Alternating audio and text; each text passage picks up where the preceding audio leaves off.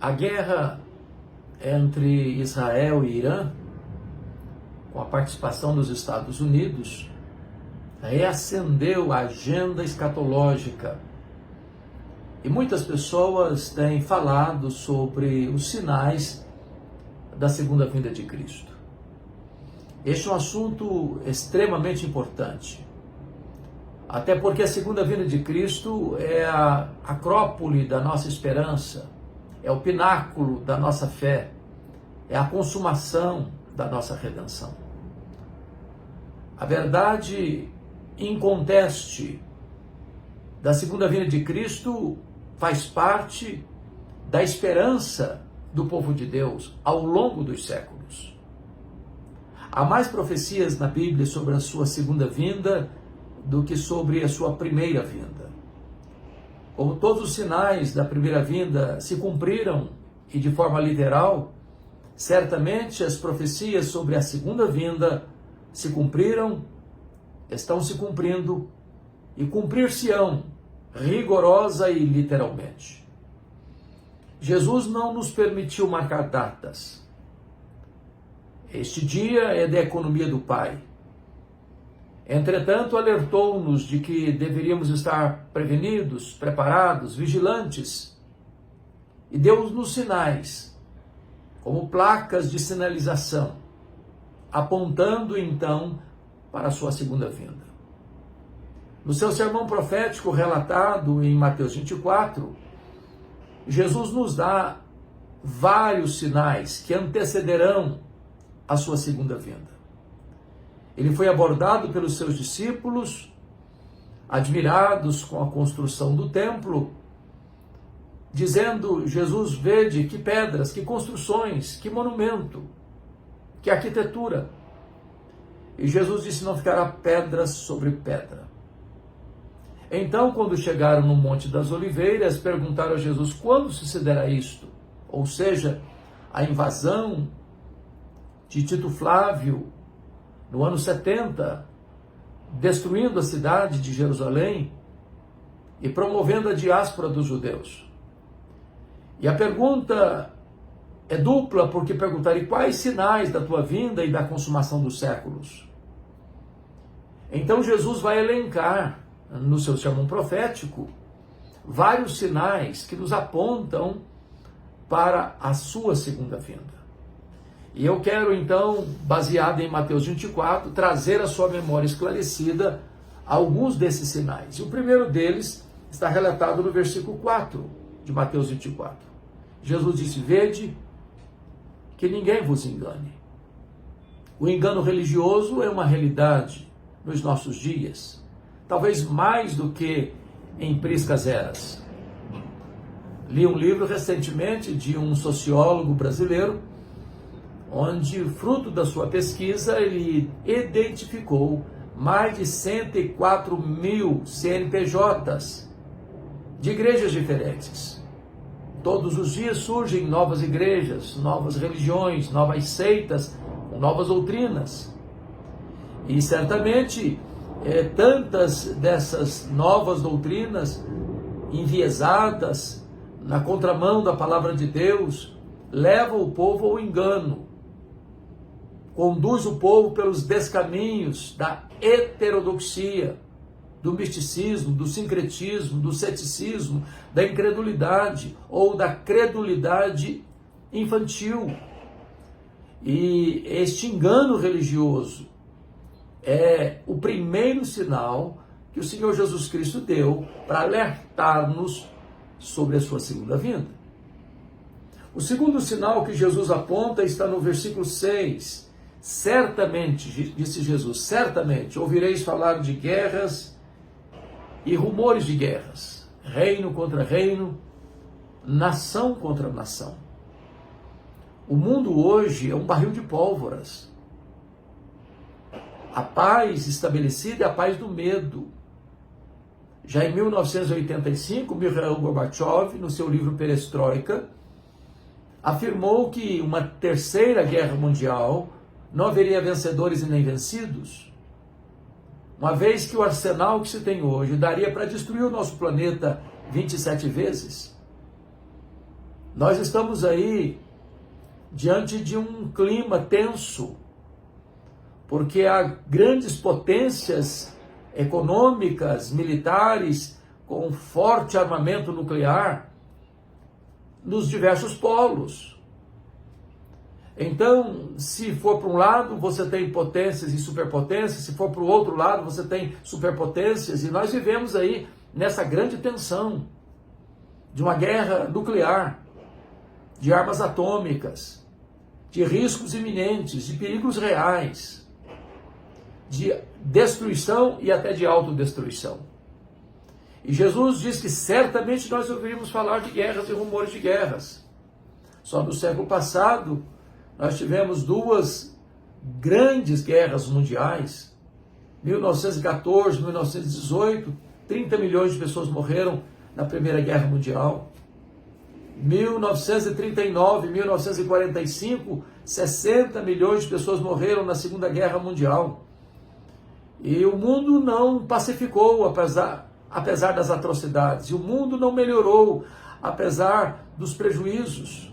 Nós vivemos hoje numa realidade em que se investe mais em armamentos de guerra do que em quaisquer outras formas ou agendas ou pautas de um governo. Mas em terceiro lugar, versículo de número 7, Jesus falou que haverá fomes e terremotos em vários lugares. É digno de nota que nos mais de 8 bilhões de habitantes do planeta, há tanta gente, com o estômago roncando de fome, morrendo de fome e inanição. O problema do mundo não é falta de provisão, mas é má distribuição. Enquanto uns morrem de comer, outros morrem de fome. Enquanto uns investem em luxo e ostentação, outros estão morrendo por falta do básico. A fome também é um efeito colateral das guerras sangrentas, desumanas tantas vezes. E haverá terremotos em vários lugares. O mundo está como que assolado, açoitado pelos abalos sísmicos, placas tectônicas balançando edifícios, prédios, pontes e trazendo tanta dor, tanto prejuízo, tantas vidas ceifadas.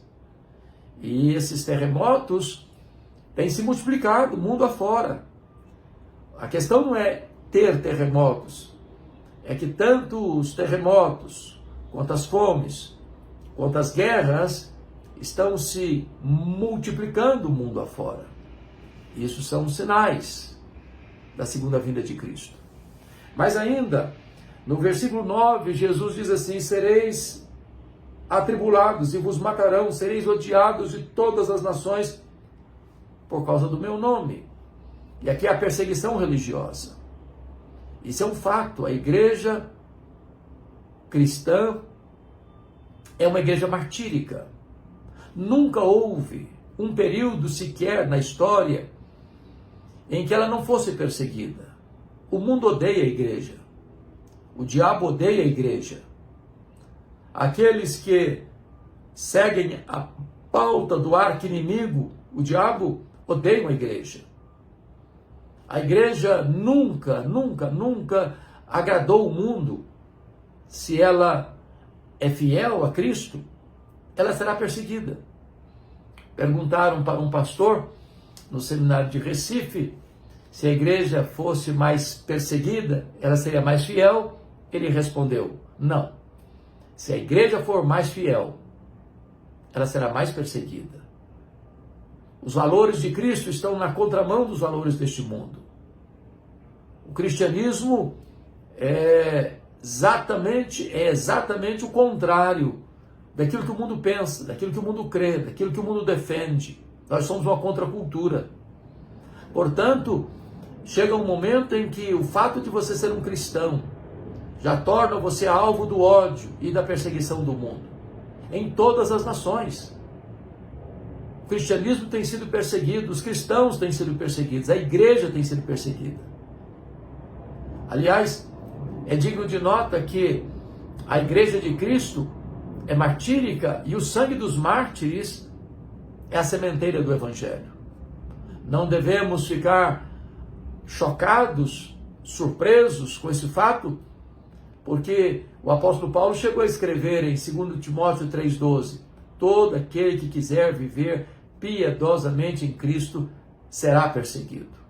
Então a perseguição religiosa é o prato do dia deste mundo, é o cardápio deste mundo. E seremos odiados em todas as nações, em todos os lugares, em todos os tempos. Enquanto eu estou aqui conversando com você, há cristãos, irmãos nossos, que estão sendo presos, torturados, castigados, mortos com requinte de crueldade, martirizados, não porque cometeram crimes, mas porque são cristãos, porque têm uma Bíblia, porque professam o nome de Jesus. Assim como lá na igreja primitiva, os cristãos eram queimados vivos, eram crucificados, eram jogados às feras, simplesmente pelo fato de confessarem que Jesus Cristo é o Senhor. Mas ainda, o versículo de número 12, um outro sinal: e por se multiplicar a iniquidade, o amor de quase todos se esfriará. Nós estamos vivendo num mundo de grandes conquistas científicas, de grandes avanços tecnológicos.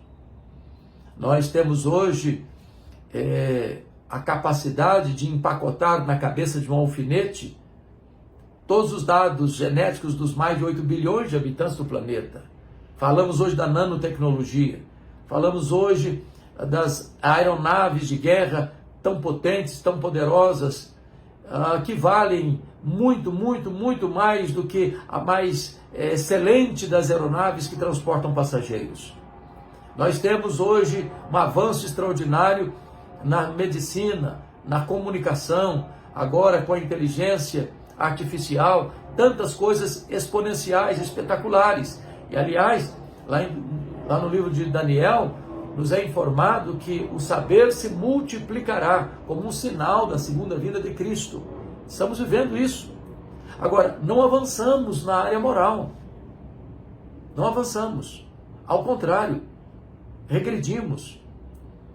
O homem hoje é um gigante na ciência, um nanico na vida moral. É a degradação. São as pessoas sucumbindo às drogas. São as pessoas se entregando à embriaguez. São as pessoas se entregando à prostituição.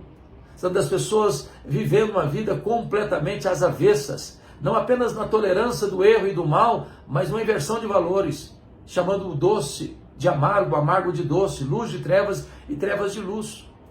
É uma inversão de valores que nós estamos vivendo no mundo de hoje. E isso é um sinal eloquente da próxima, breve volta do Senhor Jesus Cristo. Foi Ele que nos alertou sobre isso, que por se multiplicar a iniquidade, o amor se esfriaria de quase todos. Então vivemos uma sociedade hedonista, consumista, materialista, hedonista, que olha para o seu umbigo, que não se importa com o próximo. Às vezes oprime ainda o próximo, o forte prevalecendo sobre o fraco, o culpado prevalecendo sobre o inocente, homens se vendendo para darem testemunhos falsos acerca do seu próximo, cortes sendo compradas, ricos e poderosos comprando sentenças a peso de ouro. E desta maneira, a violência prevalece nas altas rodas do poder, nas grandes transações comerciais, no comércio internacional, em todas as frentes, em todas as áreas, em todos os setores da sociedade, vemos a marca da violência, da corrupção, da maldade, da iniquidade prosperando. Isso é um sinal eloquente da volta do Senhor Jesus Cristo. Mais ainda, versículo 14: e o evangelho do reino será pregado por todo o mundo, para testemunha a todas as nações, então virá o fim. Vemos aqui um outro sinal da segunda vinda de Cristo, que é a pregação do evangelho por todo o mundo. E eu quero destacar aqui um ponto muito importante. É que, com o advento da internet, nós vemos o avanço desta agenda missionária da igreja. Porque hoje você está falando da sua própria casa, como eu estou fazendo aqui agora, da minha própria casa. E esse vídeo vai subir para uma plataforma de YouTube. E esse vídeo vai ser visto por pessoas, milhares e milhares e milhares de pessoas, não só no Brasil, mas mundo afora. Hoje você pode postar uma mensagem, como tem algumas, e já tem alguns milhões de pessoas que já ouviram, que já assistiram. Então, você pode estar pregando na sua comunidade, na sua igreja, na sua casa, no seu escritório, no seu estúdio. E esta mensagem alcançar centenas de nações. Esta mensagem chegar aos rincões, não só da nossa pátria, mas também aos locais mais distantes das nações mais longínquas da Terra. Graças a esse avanço da tecnologia, da internet. E hoje, louvado seja Deus, o testemunho do Evangelho tem chegado. O Evangelho do Reino tem sido proclamado. Pessoas do mundo inteiro, de todas as etnias, têm sido alcançadas pela pregação do Evangelho. E Jesus Cristo define que a pregação do Evangelho em todo o mundo, para testemunhar todas as nações, marcaria então esse tempo do fim. Então virá o fim. Louvado seja Deus. Essa agenda está sendo cumprida. Essa profecia está se cumprindo. E o Evangelho está sendo anunciado. Eu espero que você, que está me assistindo agora, possa responder ao apelo do Evangelho. E o apelo do Evangelho é: arrependei-vos e crede. Arrependei-vos e crede no Senhor Jesus. Porque todo aquele que crê e for batizado será salvo. Mas o que não crê já está condenado. Precisamos erguer os nossos olhos e ver os sinais eloquentes da segunda vinda de Cristo. Mas ainda, você vai encontrar no capítulo, versículo 15, onde ele vai falar do abominável, da desolação, que Paulo chama de o homem iníquo, o homem da iniquidade, o homem sem lei. E que o apóstolo João vai chamar de besta ou anticristo. O mundo está como que preparado para seguir a qualquer líder mundial que propõe a solução para os graves e intrincados problemas da humanidade. O anticristo não é uma entidade, é uma pessoa, é número de um homem. 666, o máximo da imperfeição e da iniquidade. O anticristo vai ser adorado por todas as nações, exceto por aqueles cujos nomes estão escritos no livro da vida. Portanto, aqueles que creram em Jesus, que nasceram de novo, que foram justificados pela fé, que foram regenerados, que foram selados com o Espírito Santo, que têm seu nome escrito no livro da vida, esses jamais se curvarão diante do anticristo. Preferirão a morte à apostasia. Mas mesmo se morrerem, são vencedores, porque venceram o diabo e os seus agentes pelo sangue do Cordeiro e pela palavra do testemunho, que é a palavra da martiria, dispostos não a amar a própria vida, mas morrer pela sua fé.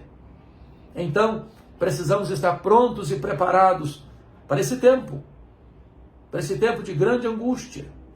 E agora, ainda, o texto nos informa, no verso 21, porque nesse tempo haverá grande tribulação, como desde o princípio do mundo até agora não tem havido, nem haverá jamais. Agora é a grande tribulação. E a Bíblia usa expressões correlatas à grande tribulação, o pouco tempo de Satanás, a manifestação do anticristo, a apostasia. São termos que representam os mesmos fatos nos mesmos tempos que precedem a segunda vinda de Cristo. A grande tribulação.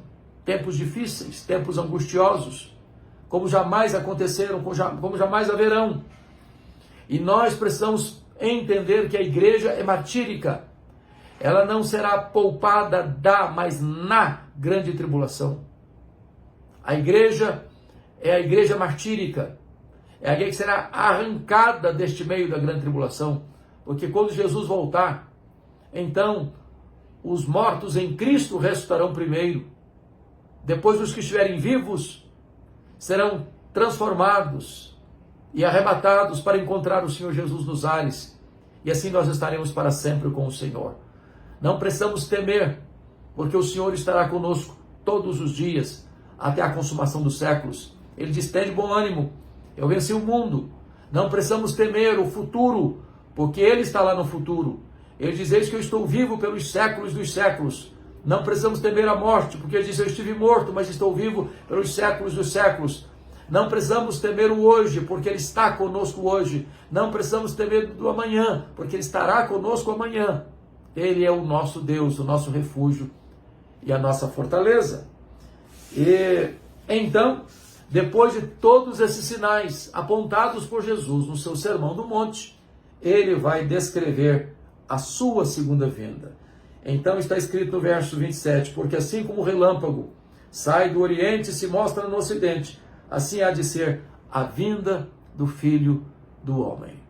A vinda de Cristo vai ser pessoal, vai ser visível, vai ser audível, vai ser repentina, vai ser inesperada, vai ser inescapável, vai ser gloriosa, vai ser vitoriosa. Ele virá com grande majestade e glória para sentar-se no trono, para julgar vivos e mortos, para julgar as nações, para lançar os que rejeitaram a sua graça no lago do fogo, mas para convidar os seus amados, por quem Ele morreu, e que o receberam como Salvador e Senhor. Vinde, benditos de meu Pai, entrem na posse do reino que vos está preparado desde a fundação do mundo. Então, com corpos glorificados, sem lágrima, sem dor, sem sofrimento, sem nada contaminado, nós reinaremos com Ele e desfrutaremos da companhia dEle e nos deleitaremos nele para sempre e sempre e sempre e sempre.